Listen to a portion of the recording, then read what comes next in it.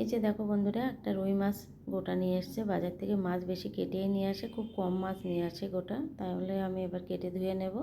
কাটা হয়ে গেছে, এবার আমি ধুয়ে চলে এসছি। এই যে দেখো, ভাত বসাবো।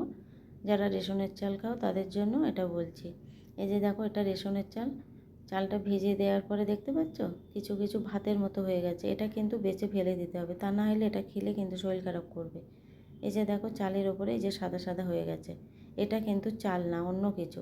এটা কিন্তু প্লাস্টিকের তৈরি চাল।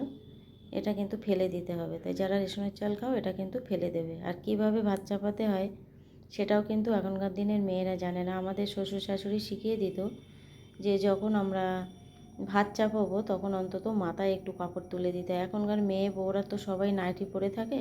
তা কাছে যখন একটা ওড়না থাকে, ওড়নাটা অন্তত মাথায় তুলে দিয়ে চালটা হাঁড়ির মধ্যে দিতে হয়। এইভাবে 3বার আগে চাল দিতে হবে, দিয়ে একটু নমস্কার করে তারপরে ভাতটা চাপাতে হয়। কেন, কী জন্য করতে হয় তোমরা যদি প্রশ্ন করো, সেটা আমরা বলতে পারবো না। আমাদের গুরুজনেরা শিখিয়ে গেছে, আমরা সেইভাবেই কাজটা করি। এবার আমি ভাতটা চাপিয়ে দিয়ে কলা আর আলু কেটে এই যে হলুদ জলে ডুবিয়ে রেখেছি। আর মাছটাও কেটে ধুয়ে তো রেখেছিলাম।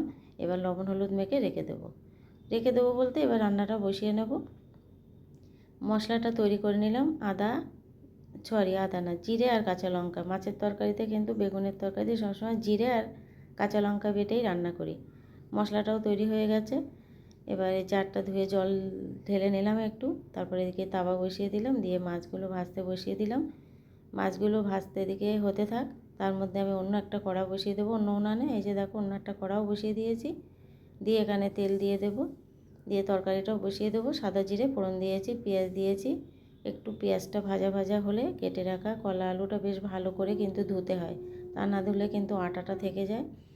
এবার কলা আলু তুলে দিয়ে পরিমাণ মতো লবণ আর হলুদ দিয়ে বেশ ভালো করে কলাটা ভেজে নেব।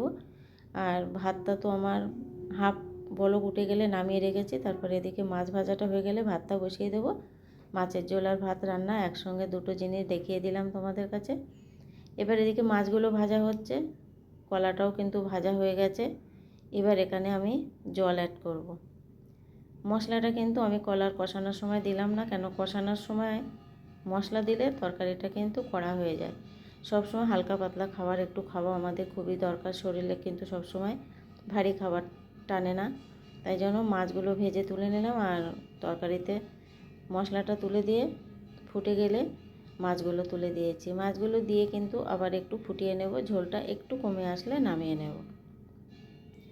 তাহলে আইডিয়াটি কেমন হলো বন্ধুরা? আমি কিন্তু খুব তাড়াতাড়ি রান্না করে নিলাম। ভাত তরকারি একসঙ্গে, কিন্তু দুটো একসঙ্গে হয়ে গেল। এই যে রান্নাটা আমার রেডি হয়ে গেছে, নামিয়ে নিলাম। কলা আলু দিয়ে রুই মাছের ঝোল কেমন হয়েছে রেসিপিটি কমেন্টে বন্ধুরা জানিও। আর ভালো লাগলে একটা ছোট্ট করে লাইক করে দিও।